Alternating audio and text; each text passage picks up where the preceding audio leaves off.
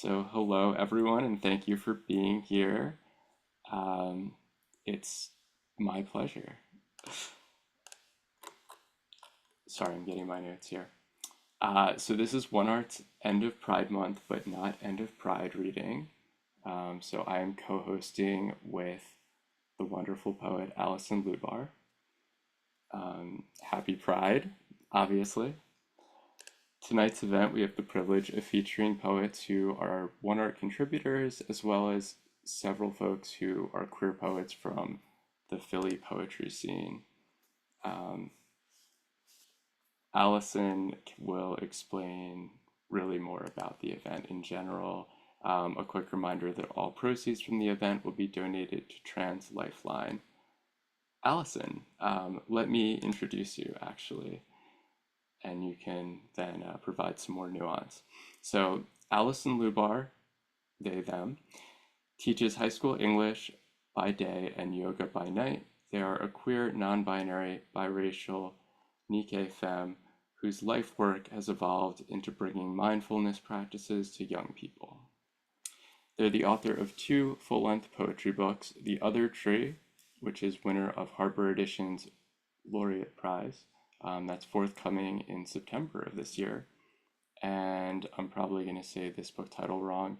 Metamorphosis. Oh, no, wait, I guess it just has an interesting spelling. And that's from Fifth Wheel Press. And that was in 2024, as well as four chapbooks. I'll drop a link to Alison's website and Twitter account in the chat. So, Alison, tell us more about life, the universe, and Pride Month. Yeah, so I'm so excited that Mark reached out about um, for me co-hosting this reading, and all of you.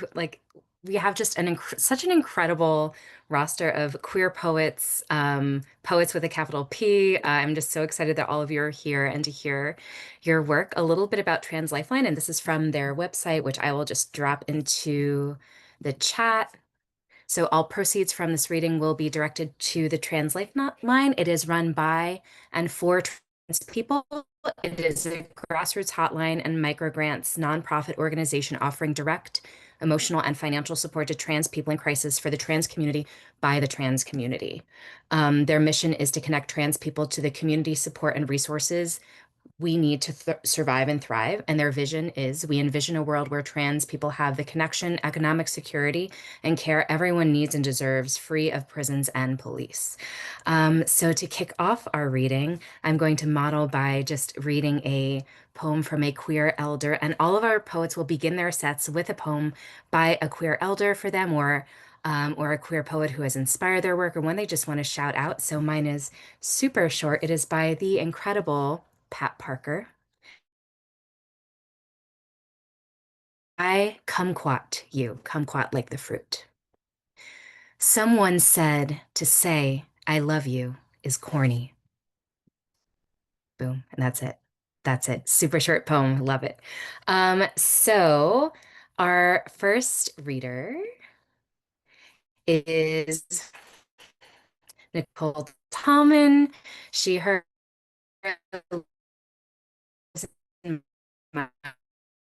Miami, where she serves as the official poetry light. She is also a poetry and interviews editor for South Florida Poetry Journal and the Blue Mountain Review. Find her most recent poems in Poetry Magazine, Poet Lore, Pleiades, and Only Poems. Find her social media at Nicole Tallman at NicoleTallman.com. And she also has the most glamorous pictures of the 90s, like self-portraits from the 90s that I've ever seen in my life. So without further ado, Well, thank you so much, Allison, for saying such kind things. And thank you, Mark, as well, for having me, and to all the poets sharing the space with me tonight and everyone in our audience. It's an honor to be here with you, and happy last day of Pride Month. I'm going to start by reading a poem by my dearly departed friend and mentor, Maureen Seaton. And there is a relatively new chapbook called When I Was Straight, and it has a picture of Maureen right here, a tribute to Maureen Seaton, edited by another dear friend of mine, Dustin Brookshire. And every poem in this in this chapbook is modeled after Maureen's titular poem, When I Was Straight. So I will read her poem first, and then I will read my response poem to that, and then I'll end with one additional poem. So we'll bring Maureen into the room with us. Maureen Seaton's When I Was Straight. When I was straight, I dreamed of nipples. My dreams were crowded with cleavage and yin. I read a book that said if you are fickle about sex, note your obsession in dreams, then do the opposite in real life. This made sense, my boyfriend said, although it seemed oddly like a game of exquisite corpse to me. We'd make love, I'd dream of figs that drizzled pink, and sometimes I'd lapse into madrigals, meaning of the womb. Big leap from the straightforward sessions in bed of linearity and menthol. Legs would cross and uncross in my dreams, heads fall back with me at the throat. I adored the wing clavicle, that link between breastbone and scapula. Straight as gin, I poured myself into pretense and fellatio. You could count on me for bold orgasms, for trapeze art and graceful aerobics. Oh, there is no lover like a panicked lover. Once I dreamed of abandoning the old boyfriend theory of headache and blunderbuss. Believe me, I said, this will hurt him more than me, but then the dream laughed. Torture me, I thought, now that my id has turned against me. There is something fragile here to lose, exquisite truth, and I did. Wasn't she amazing? Ugh, I miss her so much. So this is my response poem, When I Was Straight. When I was straight, I hung the posters of hunks in my locker and bedroom alongside redheaded heroines to avoid questions, to avoid the truth. I worshipped women. I hid my lust like a leprous limb. It greened. I buried it. A priest detected my stench, handed me a psalm. It greened. I buried it in a dusty dresser drawer. I hung on to hope like my mother, who said she'd rather I had cancer than be that way. She couldn't bring herself to say the word gay. Before my mother died of cancer, she told me she was proud of me. I still ask myself, does dying bring us closer to acceptance? So on a happier note, I have a new chapbook out. It's a flip chapbook. One side is called Dolce Vita and the other side is called Let There Be a Little Light. And I'm going to end my set with this poem from Dolce Vita. Each poem, the first line is the title of the poem. So this is called It's Summer and Everything is Slower. It's summer and everything is slower. It's too hot to leave the apartment. We watch a movie and don't leave the bed. When we're hungry, we order delivery. There's nothing you can't get by phone. I bring the food to the bed and we pretend we are somewhere else. There's a hotel in our minds that we never left. I bring out napkins and coasters with the hotel name on them. I chill a bottle of our favorite champagne. We drink it quickly and forget who we are when we finish. You ask if I still love you, and I say yes. I mean it. Isn't love waking up in the same bed? Thank you all so much for listening. Oh, Nicole, so much sapphic fire. What a wonderful way to bring in the rest of the year. Beautiful. All right, our next, and feel free to like add lines that you loved in a chat, like shout out the poets. It's fun to always like go read what lines people have really had resonate with them. So our next reader is the Sean Hanrahan, the Philadelphia poet originally hailing from Safer Behind Popcorn 2019 Cajun Mutt and Ghost Signs 2023 Alien Buddha, and the chapbooks Hardened Eyes on the Scan 2018 Moonstone, and my favorite title, Gay Cake 2020 Toho. His work has been included in various anthologies and journals. He has taught classes titled A Chapbook in 49 Days, Ekphrastic Poetry, Poetry Embodied, and has hosted and read at poetry events throughout Philadelphia. He can be found on Instagram as @GayCakePoet. Sean. Thank you so much, Alison and Mark, for organizing this and having me. I'm so excited. So I'm going to read my ancestor poem from this beautiful little book. Oh, you probably can't see it because I'm smeared a little bit on Zoom, but it's Hand in Hand with Love, and it's like literally this size, like, tiny. And Mark, I think he's one of your favorite poets. I could be wrong. Heart Crane, episode of Hands. The unexpected interest made him flush.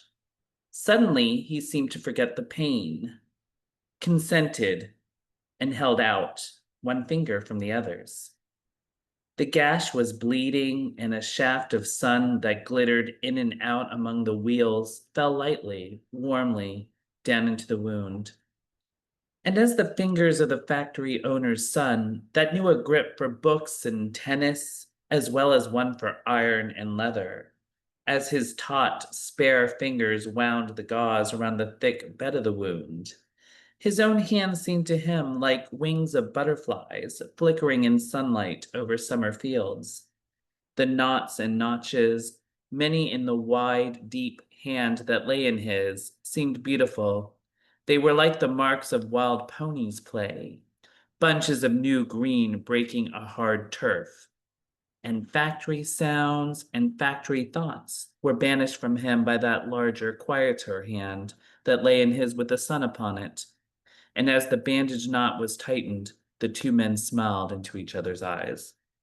So I'm a big Heart Crane fan, and I love the anthology. So it's called Hand in Hand with Love. It's so cute. Buy it. It's just adorable. So I'm going to read 3 poems, if I may. The first one is Brokeback Mountain is celebrating its 20th anniversary this year, and my husband Phil and I went to see it on Monday night, last Monday. And wow, that still packs a wallop.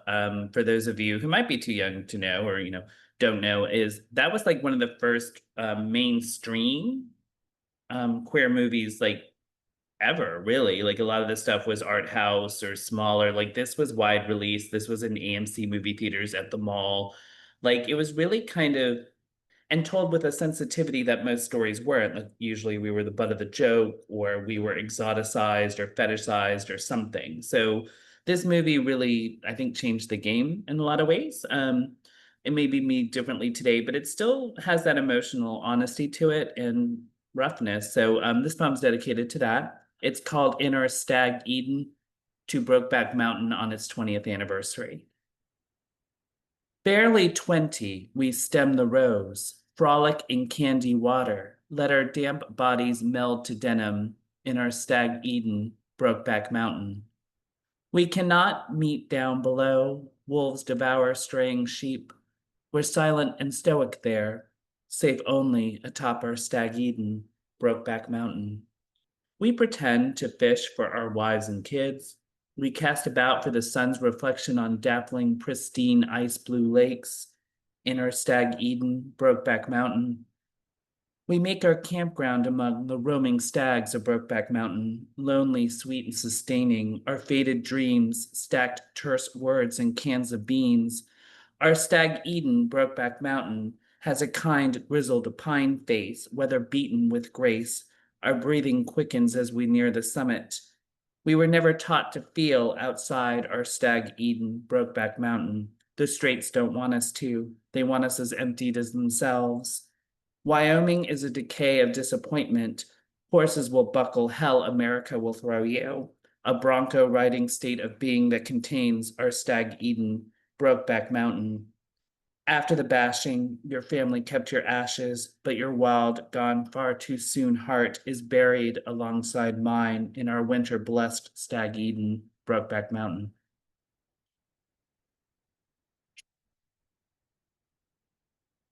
Thank you so much. Thank you for that. That maybe meant a lot to me. The next 2 poems I'm really excited to announce. Mark, you asked us earlier if we have exciting news. I'll announce it now. Exciting news. I have a chapbook / book. It's kind of in between.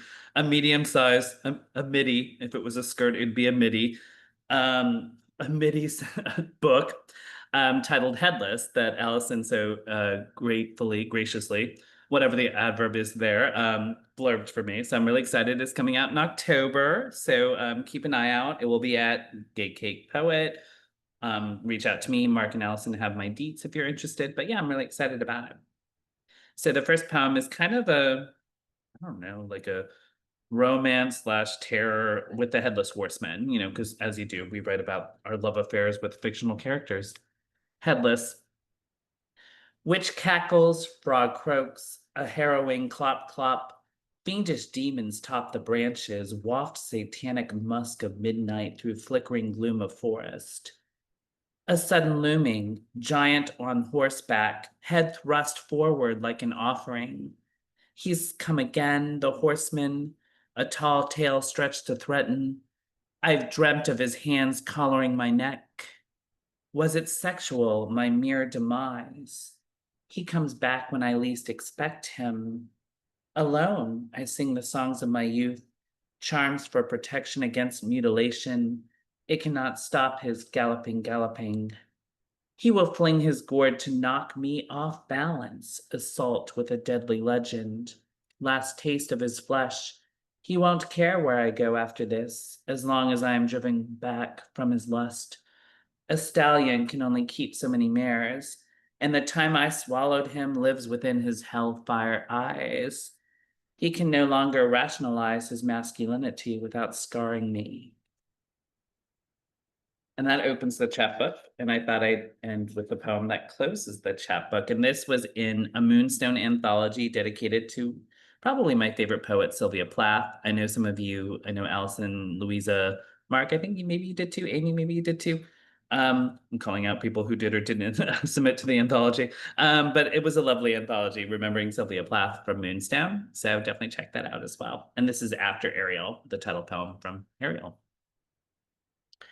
I haven't ridden Ariel, but I've ridden suicidal desire, broke the bared back of the patriarchy, jellied the sneers, bent the iron jeers to my will, hard thighs quivering, I pen to silence men who make horse sounds. I'll whip, no carrot.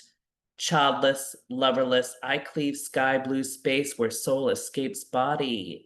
Envenomed wraith spearheading the storm. Cumulonimbus gown cut on the bias, diaphanous forsaken flesh. Spirited stanzas all.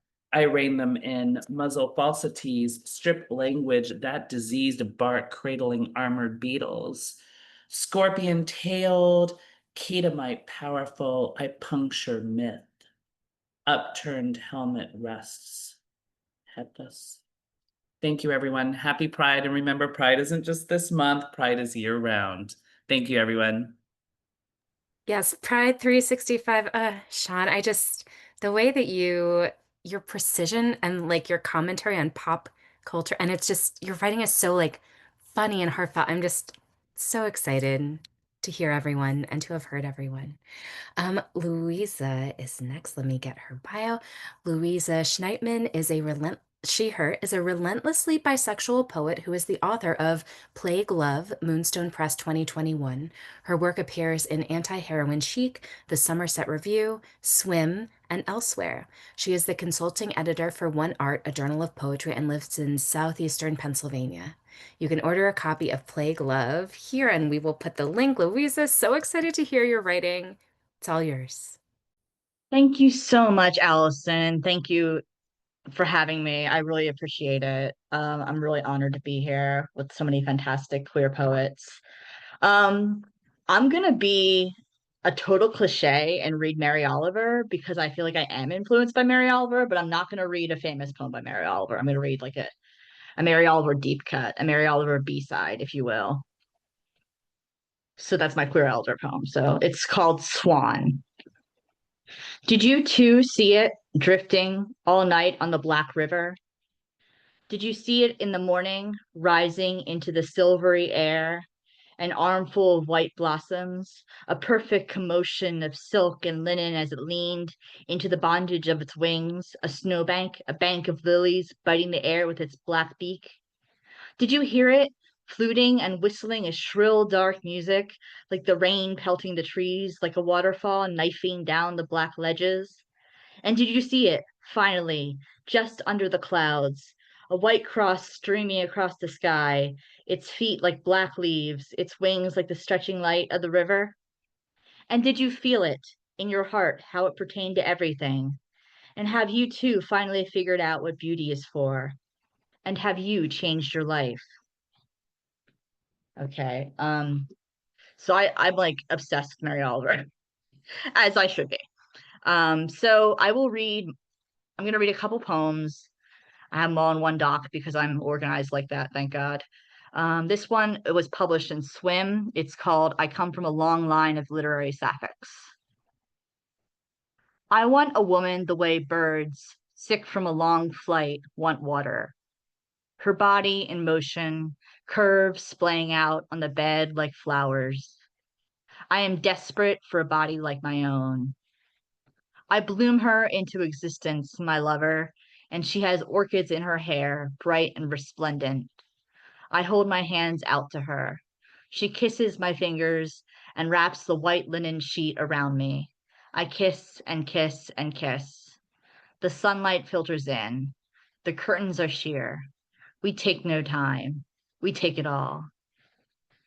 And the next two poems were published in Cultural Daily, and they're kind of like sad girl autumn poems, sort of like speaking of Sylvia Plath, I guess. Um, this one is kind of funny. It's called The Return, and it borrows a line from Frank Bedard, who I really like as a poet too. But this is funny because I essentially like made up a bird in this poem. There's no such thing as a Carolina warbler, but I'm just keeping it there because it sounds good in the poem. So here we are. The Return, with a line from Frank Bedard. It's easy to write about illness. The long, damp hours spent inside a darkened room, shades slit shut like little knives. Sweat pours off the body, makes the bed wet with what is not desire, only a sick stench. God, what rot.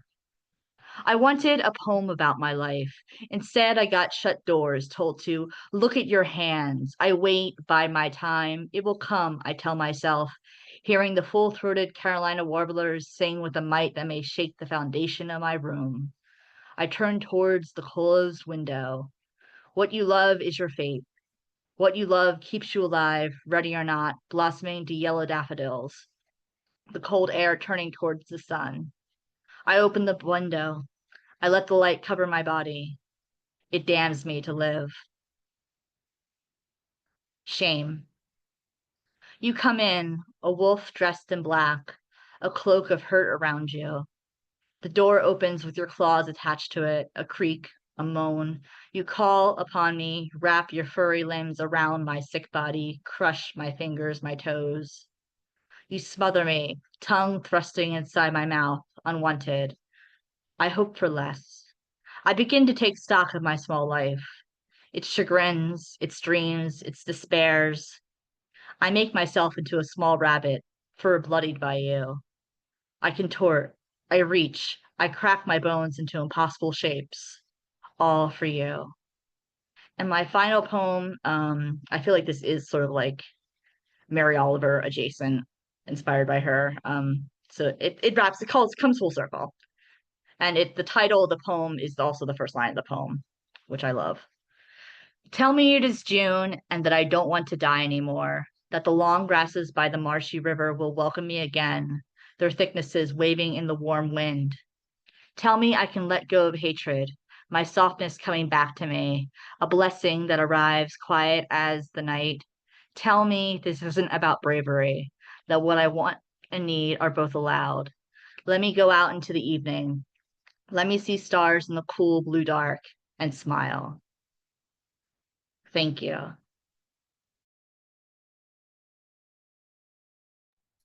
The ending of that one is so, I just feel like buoyed by Mary Oliver. Like, what an angel. Thank you, Louisa. You too. For, this is so great. I'm like, my face is gonna hurt from smiling. Oh no. Next is Mick Powell, they, she, is a poet, professor, artist, Aries, and the author of Threesome in the Last Toyota Celica and Other Circus Tricks and Dead Girl Cameo, forthcoming August 5th. August 5th, I'm going to drop a link for it. Forthcoming with When World, yes, Dead Girl Cameo, forthcoming with When World Books this August. Find them on all social platforms and at Mick Makes Magic. Mick, I'm so excited to hear you read. Thank you so much, Allison. Thank you, Mark. Thank you so much for having us tonight. Thank you to all the readers here. Everything has been beautiful. Allison, you read my mind. I'm going to start with the Pat Parker poem. I think I know rather, that my collection, Dead Girl Cameo, is such a project of lineage. So I'm going to read a Pat Parker poem, and then I might read some other ancestor poems. Because if you all get the book, you'll see there's such an extensive notes section with all of the poets and poems that have influenced me in the collection. This is Pat Parker's poem called Sublimation, and then I'll read mine by the same title. Sublimation. It has been said that sleep is a short death. I watch you still, your breath moving, soft summer breeze, your face velvet, the tension of our love gone. No, false death is not here in our bed, just you asleep and me wanting to make love to you, writing words instead. Okay, I wrote down my page number so I wouldn't forget. This is my version. This is sublimation. There are still impossible requests I wish to make of your body. Its gemstones metallic kiss, your spine spun into its begging arch. There are dreams in which my fingers tangle into your hair, dreams in which I follow you directly into the ominous spill. I write my night away to forge an inconceivable amnesia, to breach the subtle difference between stifle and suffocate, control and relinquish, desire and the deading of that desire as impossible as it is to kill. Here I should tell you how I've come by my own hand and quietly convinced myself it was yours, as quietly as I've confessed to the depth of my heart's unending song, its pleading metronome, its languid beating trill. Okay. I have a short poem by June Jordan, very, very, very short. It's called Poem About Heartbreak That Goes On and On. Bad love lasts like a big, ugly lizard, crawl around the house forever, never die, and never change itself into a butterfly. Today is also the 30th bisexual icon Phyllis Hyman passed away. My book engages with Phyllis Hyman and her life, as well as the life of Whitney Houston, Aaliyah, Lisa Left Eye Lopez, Black women celebrities who died prematurely in different ways. So in honor of Phyllis Hyman, I would like to read this poem. This is called Phyllis Hyman Refused to Be Lonely. And the title of Phyllis Hyman's last album was I Refuse to Be Lonely. Phyllis Hyman refused to be lonely. I refuse to be lonely. I refuse to reverse my tongue. I refuse the refusal of my rights. I refuse the refusal of my sex. I refuse to be lonely. I refuse to be laughed at. I refuse the theft of Black labor. I refuse to come underdressed. I refuse to be less loud. I refuse to be less Black. I refuse to be lonely. I refuse to absorb this curious rage. I refuse to absorb this curious rage. I refuse to absorb this curious rage. I refuse you my song. I refuse you my name. I refuse you my voice. I refuse to be blamed. I refuse you my heart. I refuse you my life. I refuse you my beauty. I refuse your sharp knife. Okay. And I have just one more ancestor poem to read. This is from Essex Hemphill's Love is a Dangerous Word. It's my favorite recently, my favorite collection of selected poems recently. But I recommend it to everybody. This is Essex. Love is a Dangerous Word. And the poem I'm reading is Love Potions. Love potions solve no mysteries, provide no comment on the unspoken. Our lives tremble between pathos and seduction. Our inhibitions force us to be equal. We swallow hard, black love potions from a golden glass. New language beckons us, its dialect present, intimate. Through my eyes, focused as pure naked light, fixed on you like magic, clarity. I see risks, regrets, there will be none. Let some wonder, some worry, some accuse. Let you and I know the tenderness only we can bear. And for my last poem of the night, thank you all for having me. I'm gonna read this poem. Thank you for bearing with me as I flip through all these pages in the books. This poem is You Let Me Kiss You in the Nightclub. You let me kiss you in the nightclub, in Johannesburg, in Asbury Park, in Orlando, in your cut sequin skirt, on the pulsing purple dance floor, in the sweltering bathroom stall, through blades of rain, when the streetlights hushed. You let me kiss you, on the mouth, on your neck, up your arm, against the cool brick. You let me kiss you, with my hands in your hair, at the first lesbian bachelorette party, when your song spun the walls, before last call, before the cops kicked down the doors, until you became Violet. You let me kiss you, as the drag queen strung us up with her pearl boa, in your emerald suit, on stage once. You let me kiss you, after you begged for it, after you pleaded, after a line of coke, after we saw two other girls tethered at the lips, one girl's thigh between the other's hips, their sweet, slow grind, a mirror to your want. You let me kiss you in the smoky alleyway, in the Pontiac, in the place you felt most free, the place you felt most invisible. You let me kiss you, copper dark, hard, hauntingly. I wanted you to kiss me back. Thank you all so much.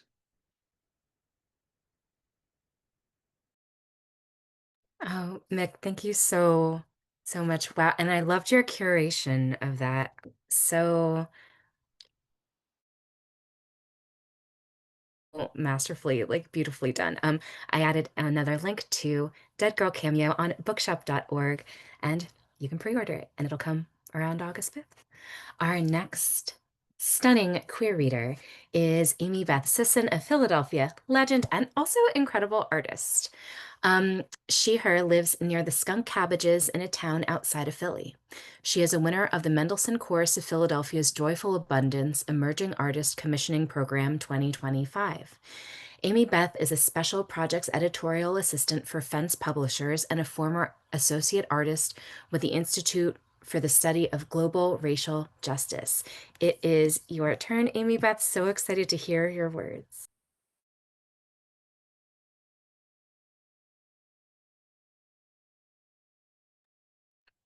Did that work? It's so wonderful to be with you and my fellow readers. I'm in awe. It's hard to follow all of you guys. I was listening to Edmund White talking to Terry Gross in a 1994 interview. He said, "You know, I have the strange feeling that writing itself is somehow linked to homosexuality." This queer community lifts my heart because I'm a bi woman in a solid long-term relationship with a man. I am most queer in my writing. And when I was worried if I would be welcomed by the queer community, one queer poet said to me, "The more the queerier." These are words I want to live by. I've been memorizing poems, and I started this a couple years ago after hearing Garth Greenwell talk about how comforting the practice is to him. So now I recite poems to myself when I can't sleep, and I recently memorized one by Jane Miller. I think I love it because she wrote it for her students. It's called I'm going to try to recite it, but I'm also going to have it up just in case I get nervous and lose my place. May you always be the darling of fortune. March 10th, and the snow flees like eloping brides into rain. The imperceptible rain begins out of an old rage and glistens chaste with its new craving, spring. May your desire always overcome your need, your story that you have to tell, enchanting, mutable, may it fill the world you believe.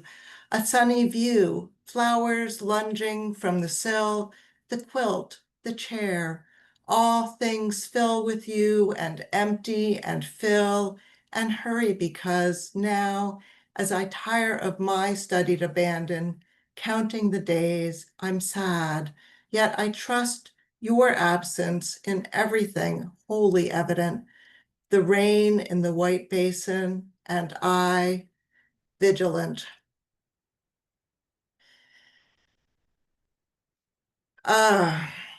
So now I'm going to read some of my own work, and as many of us have been, I've been struggling lately, and I've been asking the question, what do my little poems mean in this broken world? But then I remember that the word sonnet means little song and how much we need now to sing even little songs. So here are my little songs. I'm going to read one of the poems I published in One Art. Thank you so much for hosting my work. The Abrasive. Sweat sheened my forehead under the mass of Jewish frizz that gave me my nickname, Brillo. I wanted it off, clipped, shorn. I side-eyed the breasts on girly mags littering the waiting room tables. Me in members-only Cordovan leather armor, stiff and shiny. As he buzzed my head, the barber said, I'll cut girl's hair, not the oriental. It's like needles, gives me splinters.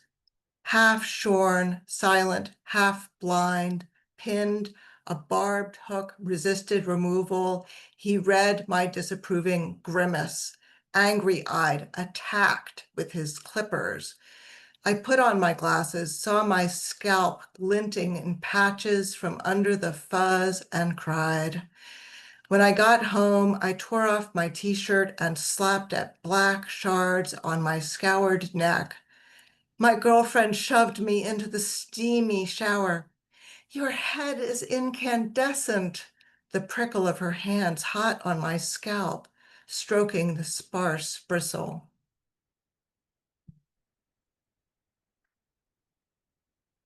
So I love how many people are bringing love poems into the room. So I'm going to bring in one of my tiny love poems. It's called Cockle.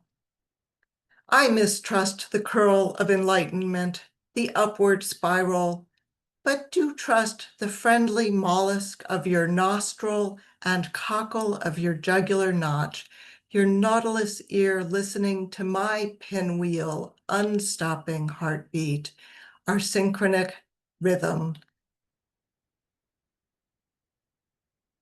This is my little good news. My little good news is that Plant Human Quarterly is going to be publishing this poem.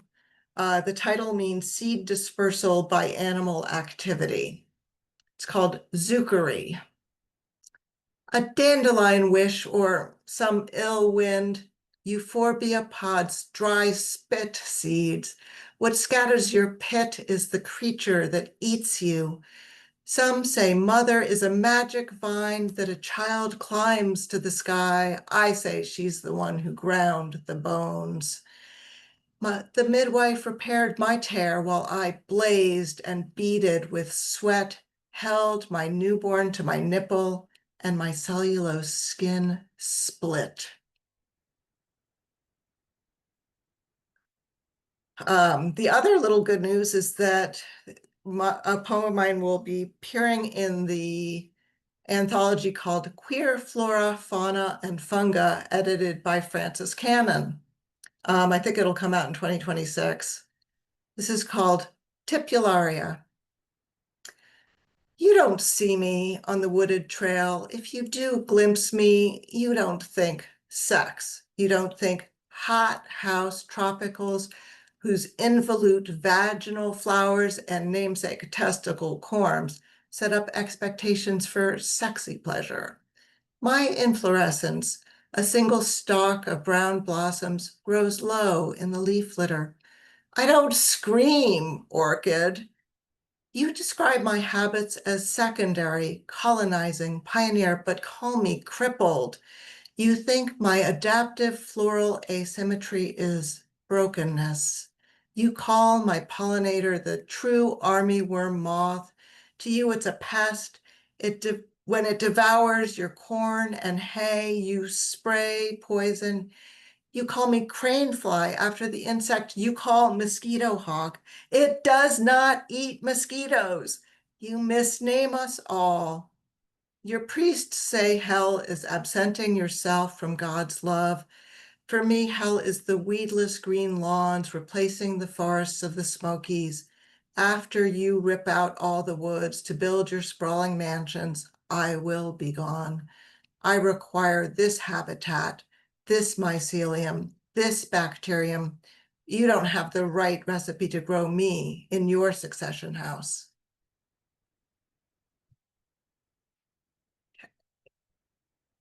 So I'm going to read my boob poem. This is called Flat White, and it starts with an epigraph. Martha's Stewart swimsuit cover broke the internet. Did it break barriers? The Washington Post, May 16th, 2023. After fingering the nickel-sized lumps under my thin-skinned chest, I wept. My mother said, "You're blossoming."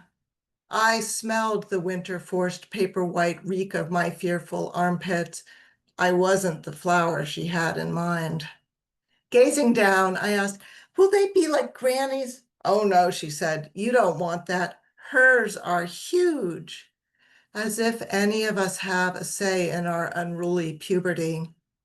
I sneaked into Mom's bathroom to divine my future, slid her nude falsies up my shirt. Instant boobs. Those fake foam fronts boosted bras to make clothes lie better. Back then, neither of us had fleshy mounds to fill the cups, but soon mine swelled to be average. That was no protection.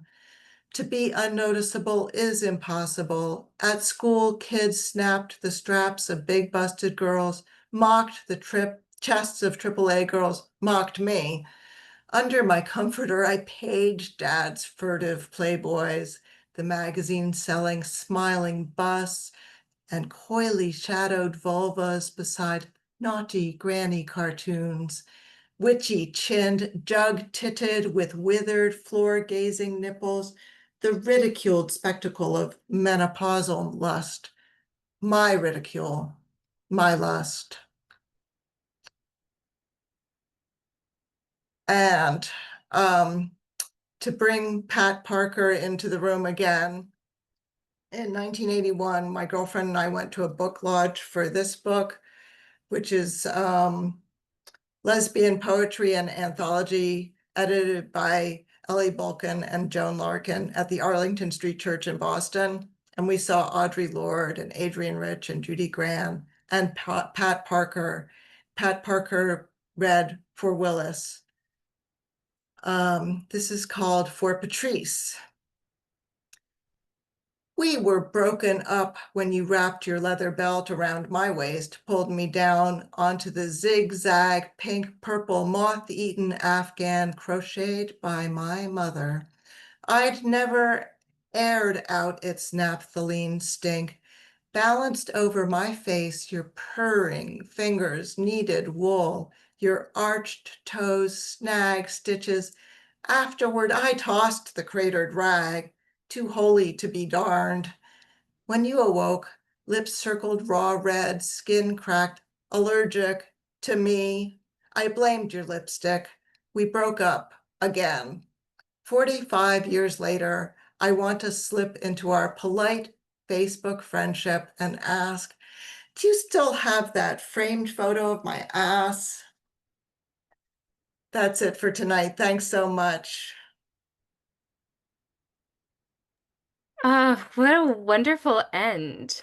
I'm like, oh, sapphics are, we all love the moon. There are different kinds of moons. It's so good. Our next reader is Abby E. Murray, they, them. They are the editor of Collateral, a literary journal concerned with the impact of violent conflict and military service beyond the combat zone.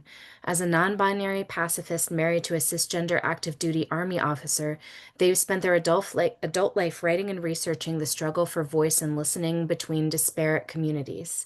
Their first book, Hail and Farewell, won the Perugia Press Poetry Prize and was a finalist for the Washington State Book Award, and their second book, Recovery Commands, won the Richard Gabriel Rummans Prize from Ex Ophidia Press and has been nominated for the National Book Award. Abby served as the 2019-2021 Poet Laureate for the City of Tacoma, Washington, and currently teaches writing to Army War College Fellows at the University of Washington. Abby E. Murray. Thank you. Thank you, everybody. Thank you, Allison, Mark, and thank you to One Art for all that you do for poetry and for poets. I'm really glad to be here. And when I was first invited, I thought, this time the word elders really led me into the parenting relationship and the complex and complicated relationship between parents and children. And so I was kind of all over the place when I was thinking about what poem do I want to bring in here. And lately I've really been enjoying the work of Kay Ivor. I don't know if you're familiar with Kay Ivor's work, but they're amazing. And I immediately gravitated toward the family of origin poems that they have. There's family of origin rewrite and family of origin content warning. I'm just going to read the rewrite poem to start things off. But if you want to read Family of Origin Content Warning, a quick Google will get you there, and it was published in Tri-Quarterly. Family of Origin Rewrite, this was published in The Common. My father teaches ethics at a university. My mother teaches ethics at a university. They save their money, buy a large bungalow in Connecticut. They continue saving enough to support the San Francisco AIDS Foundation and their baby. They read the news and wish kindness into our laws. One of them will say Sweden hasn't been to war since 1812. The other says you can start a business in Sweden and get free health care. They're excited about my arrival. They remain calm. When midnight cries wake them, my father waits for my mother to heal before asking for sex. She's good at saying no. She throws meditation and exercise and intense therapy at her trauma. Still goes to AA. When wrong, she promptly admits it. Every night she arrives home from the university, her soft, low voice builds a replica in my throat. She wears minimal makeup, cuts her nails down because who needs the fuss? When I walk into a room and see my father, I continue walking in. When my father and I leave the house, lots of women introduce themselves. When we get back, he tears their numbers over the trash. On weekends, my father and I dig in the dirt. I watch him plant lilac bulbs around the spruce. He lets my small hand pack the ground, affirms it as help. When my father puts me to bed with true stories of him sewing clothes for new mothers in Ukraine, I fall asleep fast. And that's Kay Ivor's Family of Origin Rewrite. After kind of going back to Ivor's poems, I don't know if Kay Ivor qualifies as my elder. I think that they're maybe a year older than me. But so maybe my queer peer. And but when I was rereading their poems, I decided to write a poem kind of that was inspired by their work. And I was thinking specifically about my elders and also thinking about my daughter, who in some ways I see as an elder, in terms of the way that she can inspire me and shape who I am and kind of guide me moving forward. So this poem, I wrote this on the plane just a couple of days ago, and this is Poem for My Elders. Because I come from a long line of bisexual, non-binary pacifists married to cisgender hetero army officers. Because the opening of this poem is a lie, but a sweet one, a silk flower of a sentiment. I just wanted to say it somewhere. I am not alone. I inherited what is good from people who tried, but did not always do right, who enabled hardship, but also cultivated love where it wasn't expected to grow. My grandparents appreciated bowls of painted stone grapes and apples because it showed them what plenty might look like on their tables. Every day is an argument in favor of surprise. I show my daughter how to twist a plastic plumeria blossom the color of margarine into her dark, rough hair, because real plumeria blooms far away from we are, while the Dollar Tree near our house is bountiful with 10-cent knockoffs. And I remember how little beauty has to do with exactness.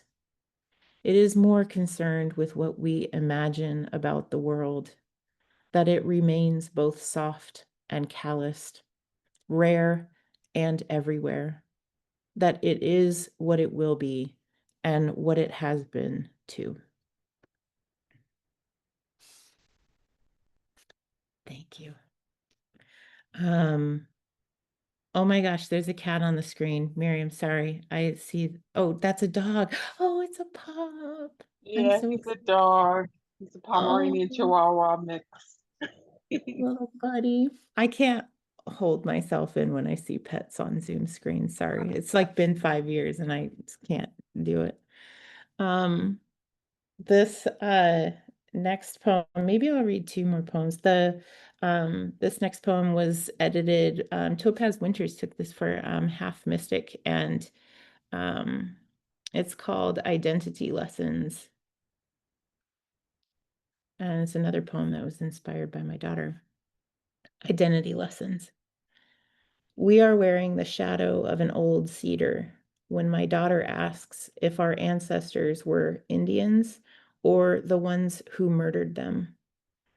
Murderers, I say, because it is true. We are quiet together. We walk slow. While she is young, my daughter can only give birth to questions, which run without end once spoken, like water beneath a glacier or roots under a city, carving the earth into continents that feed without judgment. Today, I am glad to know questions, at least, cannot be killed. We stop on our walk to notice how the same cedar that cools us snaps the heavy slabs of our sidewalk like saltines, as if to remind us how brittle we are.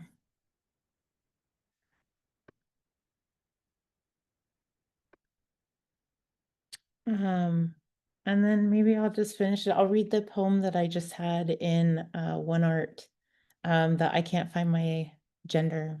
Really like this poem. It was fun to write.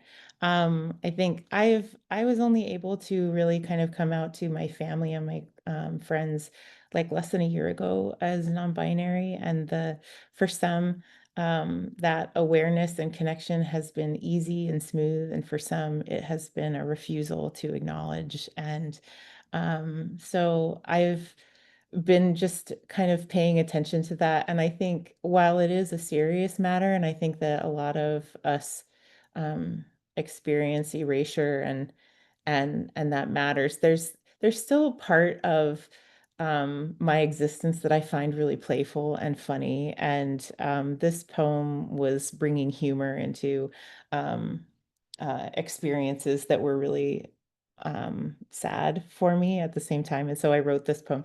I can't find my gender. I can't find my gender. I must have set my gender down on the bus and left it there for anyone to find. Somewhere, a stranger turns my gender over in his hands, holds it up to his ear, hears nothing. I never thought to write my name on my gender or my phone number. For months, I thought that I had swallowed my gender, somehow absorbed it into my bones or my beautiful fat. But I've had x-rays, MRIs, and mammograms, and the results showed no sign of my gender, just dense breast tissue, an ulcer, some arthritis. A colleague told me he assumed I was a woman because of my earrings, the gold hoops, a gift I was sad to smash in search of my gender. Nothing, just busted swirls of metal, genderless. I've been told I talk like a man, so I recorded my voice, played it backward and forward, slowed down and sped up, and all I heard was sound and language.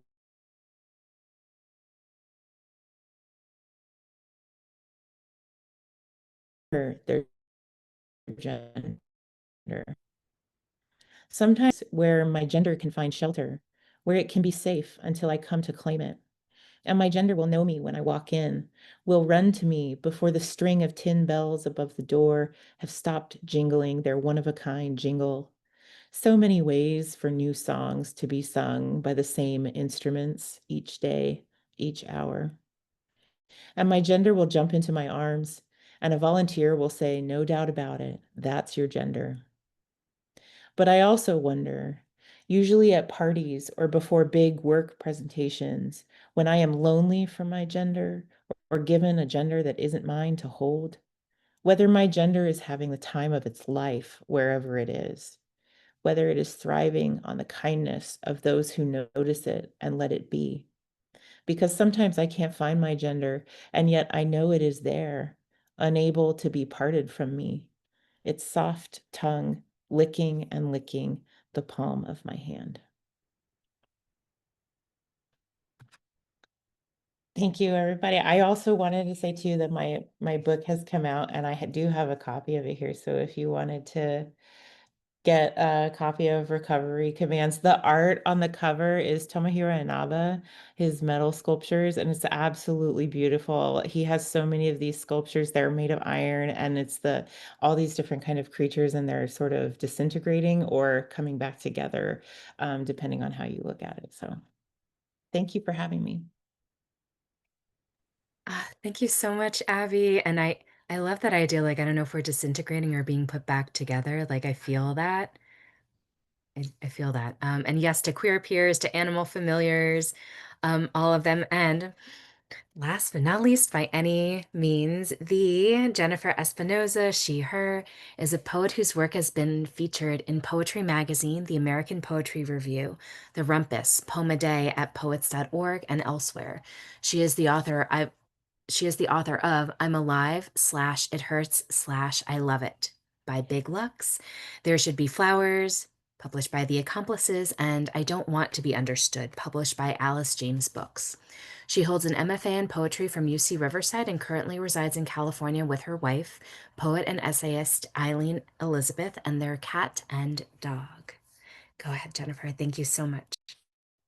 Thank you so much for that introduction. And wow, oh my God, I'm just so honored to be reading alongside these beautiful poets. That this has been just such a fabulous, fantastic reading. All of you are amazing. Thank you. And thank you to One Art for hosting this as well.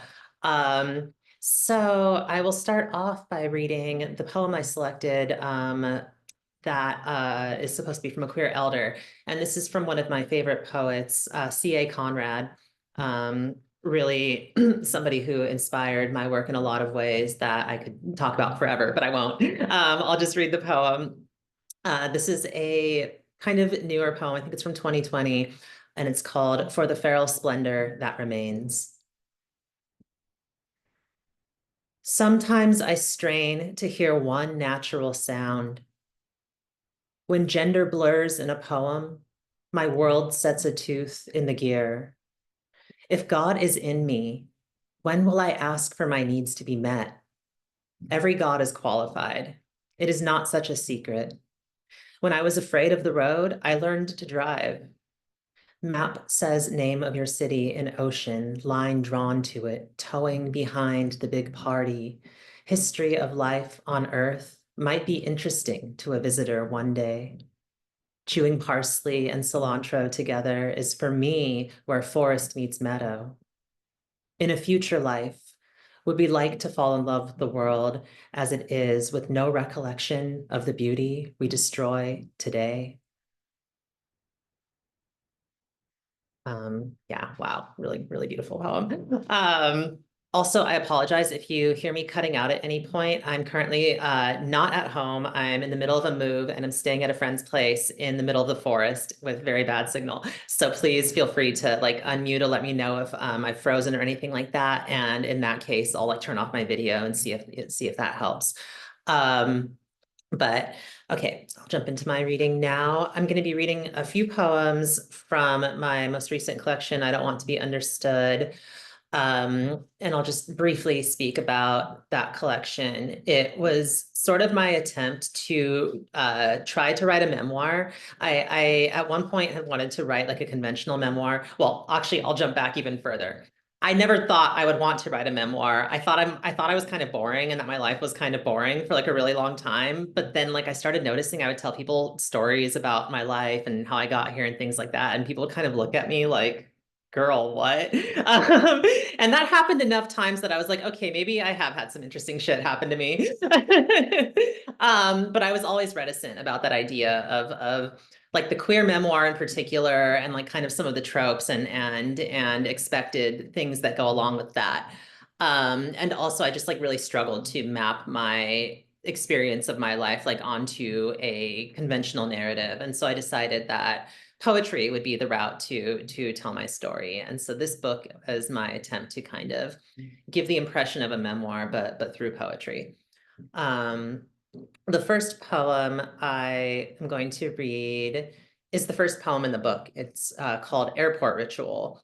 And I wrote it after an experience of going through TSA at the airport and then being pulled aside and basically patted down and had all my stuff dumped out. And it was this really invasive, intrusive, like extended horror scene. And for those of you, I think most of you probably are aware, but for those of you who don't know, this is like kind of a thing for trans people going through TSA. They have like the body scanner and it's a whole thing.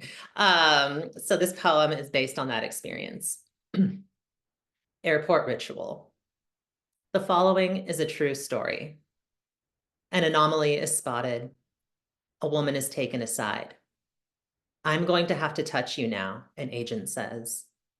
I'm going to use the front of my hands on most of you and the back of my hands on your private parts. Is there anything you need to let me know before I proceed? I'm trans, the woman leans in to whisper, unsure if she means this as a warning or an apology.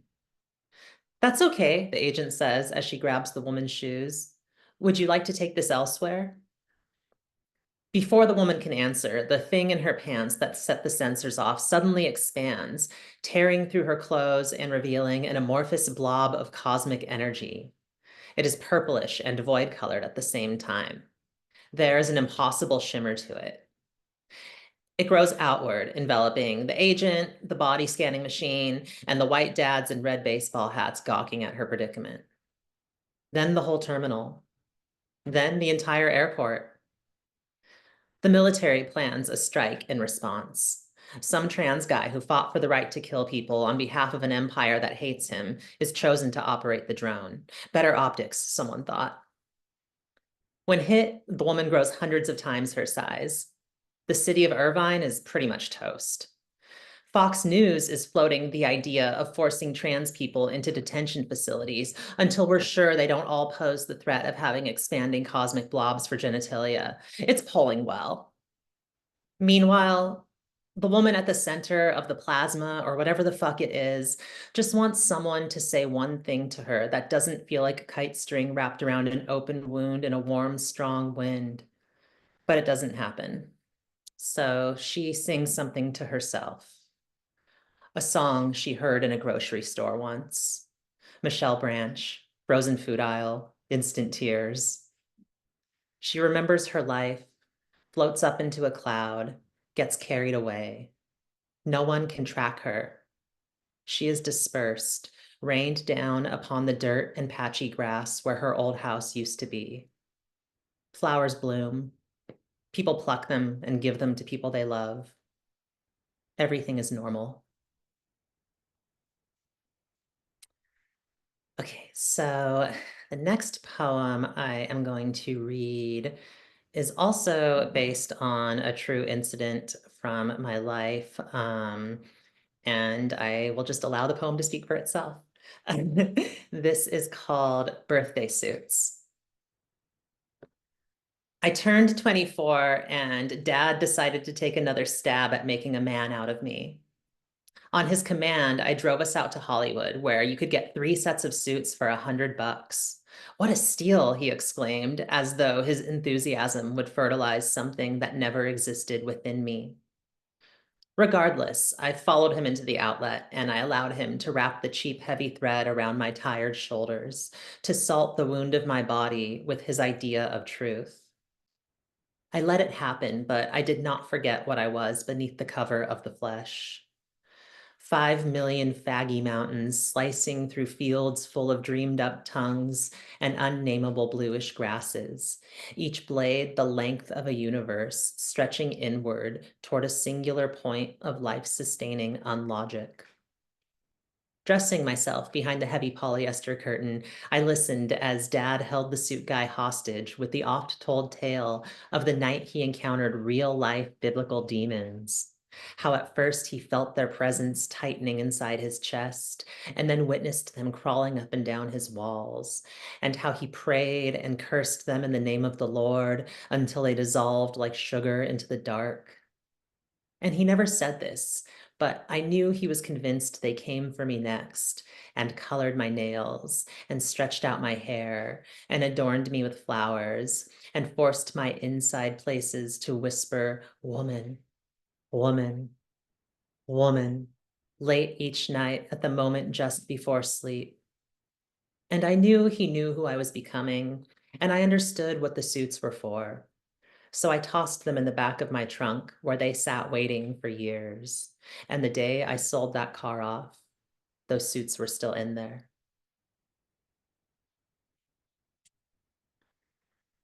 Okay, and in the spirit of the beautiful poems that I've been hearing from y'all today, I'm going to read a love poem.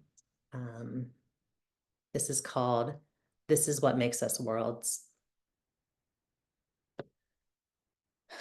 Like light, but in reverse, we billow. We turn a corner and make the hills disappear. You rearrange my parts until no more hurting, no more skin-sunk nighttime fear, no more blameless death. My hair loses its atoms. My body glows in the dark. Planets are smashed into oblivion, stripped of their power to name things. Our love fills the air. Our love eats the deadly sounds men make when they see how much magic we have away from them. And, oh, okay. I have a little more time, so I'm going to read one more love poem. I'm going to really indulge and throw another love poem out. This is a new poem. This was just accepted for publication in The Shade, so look out for that sometime this year. This poem came about because my wife, Eileen, challenged me to write a sonnet with the word blue in it. Like that was the prompt she gave me. It was a very open prompt. And then of course I just wrote a poem about her. So the title of this poem is Sonnet Containing the Word Blue. In the trees without you, on the porch without you, no time to think, only to listen to wind chimes play forest music under the soft gray blanket of the sky. I wrote a song for you, but it doesn't exist yet. I had a dream about you I can't remember. In sleep, the bed begs for your weight, too silent. A canopy of roses surrounds me like angels. I think I can hear the river in the distance, or maybe cars, or maybe birds, or maybe the sound of my heart fishing for itself in my chest. Pulling into the driveway after a long day of work, I imagine you inside, conjuring up light, making beauty from the in-between minutes of dusk. I carry my blue up the stairs and wonder about your eyes. Thank you all so much.